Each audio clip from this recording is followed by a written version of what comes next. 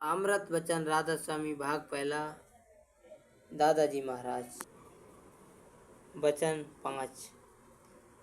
राधा स्वामी मत में वह युक्ति और साधना बताई गई है जिसके द्वारा मालिक के धाम में पहुंचा जा सकता है। उसे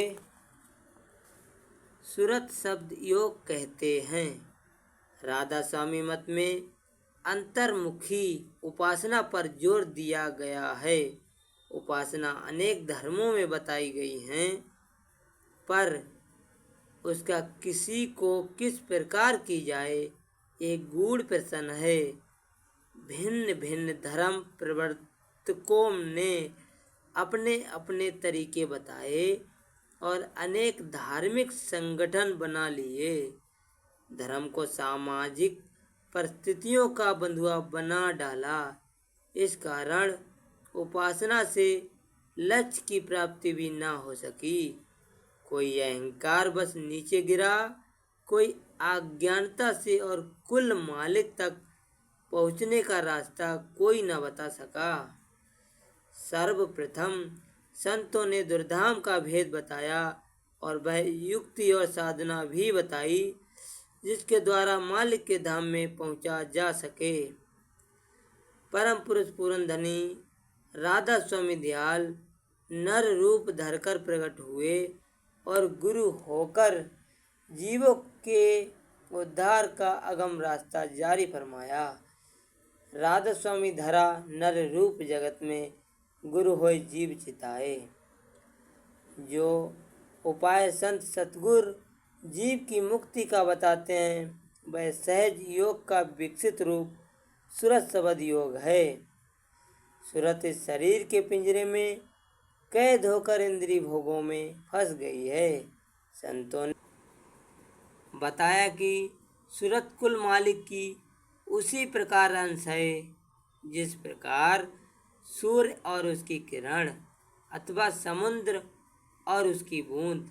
सूरत इस शरीर में नेत्रों के मध्य में अंतर की ओर तीसरे तिल पर ठहरी हुई है और दोनों नेत्रों के माध्यम से उसकी धार पूरे शरीर में फैलती है और इंद्रियों के वसीले दुनिया का काम काज करती है।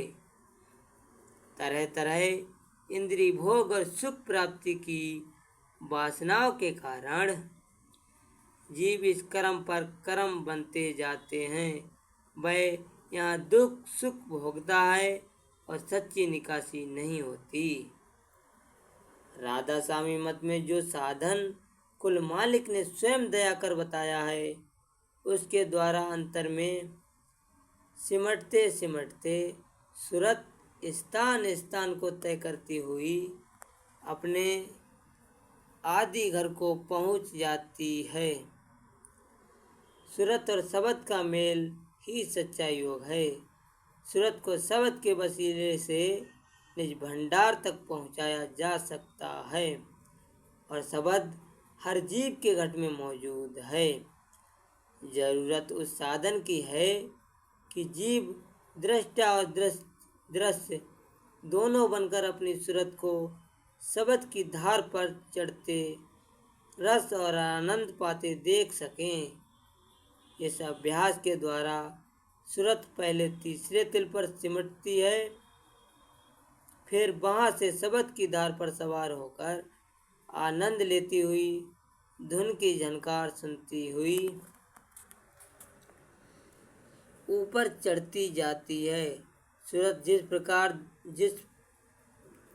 जिस क्रिया द्वारा उलटकर निज घर को चलती है उसे सूरत शब्द योग कहते हैं। राधा स्वामी मत में इस अभ्यास को 3 विधियां हैं। सुमिरन कुल मालिक के नाम के स्मरण को ही सुमिरन कहते हैं। नाम से बढ़कर कोई दूसरा प्रकाश व शक्ति नहीं है। नाम की महिमा सभी मतों में बताई गई है, परंतु राधा स्वामी मत में नाम की विशेषता यह नाम पिछले समय में गुप्त था। इसकी घोषणा स्वयं कुल मालिक ने प्रकट होकर की। राधा स्वामी आए प्रकट हुए जब से, राधा स्वामी नाम सुनाया तब से। रचना के साथ ही प्रथम शब्द जिसकी झनकार हुई वह राधा स्वामी था। राधा आदि सुरत और स्वामी आदि भंडार। स्वामी आदि शब्द भंडार को कहते हैं। जब आदि शब्द भंडार से पहली धार निकली तो इस प्रक्रिया में जो झनकार और धुन सुनाई, धुन हुई वही राधा स्वामी थी। राधा स्वामी नाम का बार बार अंतर में जाप करना चाहिए। ये जाप अजप्पा होता है, अर्थात हर श्वास के साथ राधा स्वामी नाम बिना जिब्बा का प्रयोग किए लिया जाए। प्रेम पत्र में हुजूर महाराज ने सुमिरन की एक और विधि बताई है। इसमें राधा स्वामी नाम का सुमिरन नाभि या हृदय के स्थान से शुरू कर सहज दल कवल या त्रिपुटी पर खत्म किया जाता है। इस तरह से एक एक अक्षर का उच्चारण क्रमशः नाभि, हृदय, कंठ और सहज दल कवल या हृदय, कंठ, सहज दल कवल और त्रिपुटी के स्थान पर किया जाए। राधा स्वामी नाभि, हृदय, कंठ, सहज दल कवल, या राधा स्वामी हृदय, कंठ, सहज दल कवल, त्रिपुटी। इस प्रकार सुमिरन से भी सफाई जल्द होती है और सूरत का सिमटाव आसानी से होता है। सुमिरन के द्वारा अंतर में सिमटाव होता है और ध्यान तथा भजन में सरलता होती है। सुमिरन से ध्यान और भजन विशेष रूप से बनता है।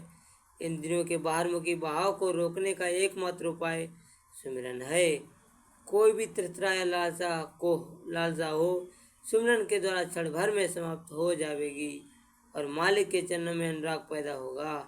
बात अनुभव द्वारा खरी साबित होती है कि सुमिरन से कुल मालिक राधा स्वामी दयाल की प्रीत और प्रतीत जागती है। नंबर 2, ध्यान। गुरु स्वरूप को अंतर में बसाना राधा स्वामी मत की पहली आवश्यकता है। तीसरे तिल पर सारी एकाग्रता जोड़कर उनकी मनोहर छवि नेत्र बंद करके निरखना ध्यान है। बैठने के लिए आसन निश्चित है, परंतु ध्यान की स्थिति सोते जागते उठते बैठते हर घड़ी रह सकती है। त्रिकुटी से नीचे गुरु स्वरूप का दर्शन नहीं होता है। जैसे जैसे ऊंचे स्थान पर सूरत की चढ़ाई होती जाएगी गुरु स्वरूप उतना ही अधिक नूरानी, सूक्ष्म और सावना होता जाएगा और एक दिन रूप से मिला देगा। बिना गुरु स्वरूप के दर्शन के काम नहीं बनेगा। शरण लेकर किसी को निराश होने की जरूरत नहीं है। जो सत्संग में आने लगा एक ना एक दिन अधिकारी व संस्कारी बन जाएगा। जिस प्रकार खेती के लिए पहले बंजर भूमि को उपजाऊ बनाना पड़ता है, उसी प्रकार अंतःकरण रूपी खेत को पहले उपजाऊ बनाना होगा। जो संसारी हैं वह गड़त करवा कर अंतःकरण को शुद्धि व सफाई करवा लेंगे। नाम रूपी खाद व ध्यान रूपी सिंचाई से अंतःकरण उर्वरा शक्ति पाएगा और सूरत के शब्द से मिलन व कुल्ला फूटेगा। शब्द रूपी फूल पैदा होने पर प्यार का चमन अंतर में सज जाएगा। नंबर 3, भजन। भजन से तात्पर्य सूरत शब्द योग की क्रिया से है, यानी गहरे अंतर्मुख होकर घट में हो रही धुन को सुनना। जब अंतःकरण शुद्ध होगा और सुमिरन व ध्यान बनने लगेगा तो भजन बनने में अधिक विलंब नहीं होगा। तीसरे तिल पर बैठी सूरत जब घुमावदार चक्कर लेती हुई एक स्थान के शब्द को पकड़कर ऊपर चढ़ने लगती है तो भजन में रस और आनंद आता है। भजन का भी आसन निश्चित है। जब सिमटाव होगा तो एकाग्रता और प्रेम के कारण भजन सुखाला बनता चला जाएगा। गुरु की भक्ति व दर्शन से, उनकी मेहर दया व प्रेम की दात से कार बनता चला जाएगा। वैसे तो 1 घंटा सुबह और 1 घंटा शाम भजन में बैठने का आदेश है, पर जितना जो कोई बैठ सके बैठे, और कुल मालिक दिन में 2 या 3 घंटे की अवधि को पूरा कर ले तो भी काफ़ी है। कभी कभी घंटे भर के भजन का परिणाम इतना हो सकता है कि वर्षों की कमाई कुछ माने नहीं रखती। सब बात गुरु की दया दृष्टि पर निर्भर है। सुमिरन, ध्यान और भजन करने से जाति इश्क पैदा होगा, क्योंकि सूरत भी वही गुण रखती है जो शब्द में है। सूरत व शब्द का संयोग सार का सार है। धीरे धीरे आसुरी अंग दूर होंगे लगेंगे और सूरत शब्द का सहारा पकड़कर ऊपर उठती जाएगी। परम पुरुष पुरंदनी हुजूर महाराज ने अपने वचनों में केवल प्रेम पर बल देते हुए राजस्वामी मत को प्रेमा भक्ति का मार्ग माना है। उपासना ही प्रधान है। जैसे जैसे भक्ति दृढ़ होगी, सारे पोशीदा राज खुलते चले जाएंगे। पिंड का सब भेद पोशीदा मुझे जाहिर हुआ, मेहर से पूरे गुरु के काम मेरा बन रहा। जो शब्द को पहचानने लगा, वह सूरत को, सूक्ष्म रूप को समझ कर वह गुरु रूप को ही अंतर में बसाकर संगम का आनंद उठाएगा। शून्य में तो त्रिवेणी की पवित्र संगम है, पर यही से सूरत शब्द योग बनता है। संत मत के अनुसार सत्यलोक तक उपासना है। पूरा और सच्चा ज्ञान सत्यलोक में प्राप्त होता है।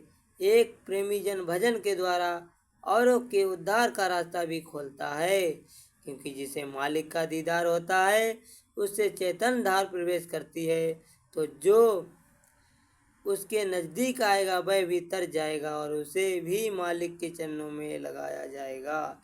इसलिए जाहिर है कि राजस्वामी मत में आने के बाद जीव बड़भागी बन जाता है। उसे नियम पूर्वक अभ्यास करना चाहिए। सूरत शब्द योग की महिमा जहाँ तक की जाए थोड़ी है, क्योंकि सूरत का बाहरी फैलाव समाप्त होकर धीरे धीरे अंतर में सिमटा होगा और अभ्यासी सत्संगी इसी जिंदगी में दर्जे बदर्जे उन सभी परिस्थितियों को पार कर लेता है जो मृत्यु के समय आती हैं। अभ्यासी जीवित होकर भी मृतक है। संसार के माया पदार्थ भोग विलास उसे आकर्षित नहीं कर पाते और वह गृहस्थ में रहता हुआ भी विरक्त है।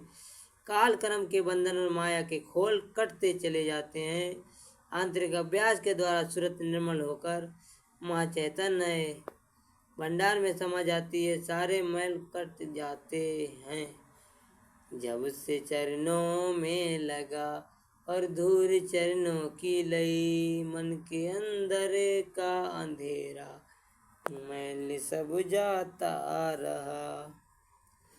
परंतु ये अभ्यास स्वतः नहीं बन सकता। इसके लिए पूरे गुरु के सत्संग की आवश्यकता है। भक्त के पूरे गुरु के पास ही शब्द की कुंजी है। गुरु कुंजी जो बिसरे नाई, घट ताला छिन में खुल जाई। ताते शब्द किवाड़ खोलो, गुरु कुंजी पकड़।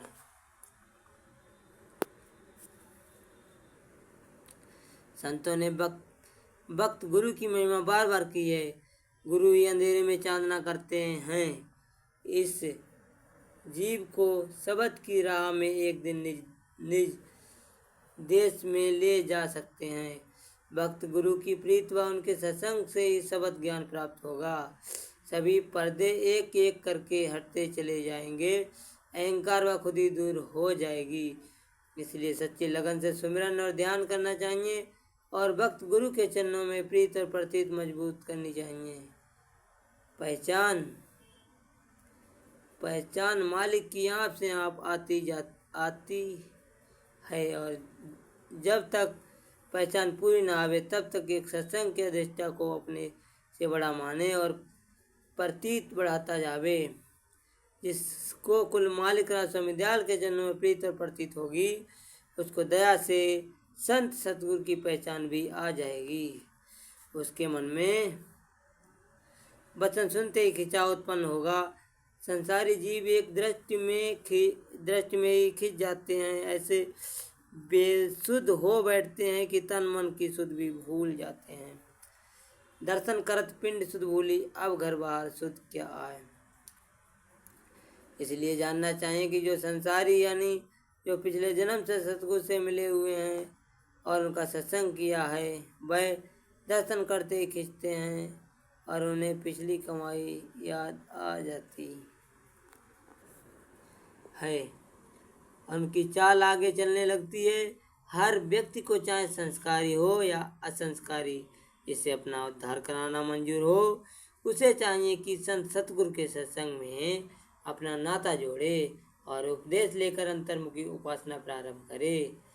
राधा स्वामी मत के अभ्यासी को निर्देश है कि मालिक से उसका दाम मत मांगो, तख्त ताज सुख संपत्ति कुछ भी ना मांगो, उनसे उन्हीं को मांगो, वे सहज में ही सब काम बना देंगे। नाम कमाओ, शब्द का पकाते जाओ और उनसे वैसा ही प्रीत करते जाओ जैसे दीपक से पतंगा, सूर्य से कमल, जल से मीन तथा फूल से भवरा करता है। राधा स्वामी।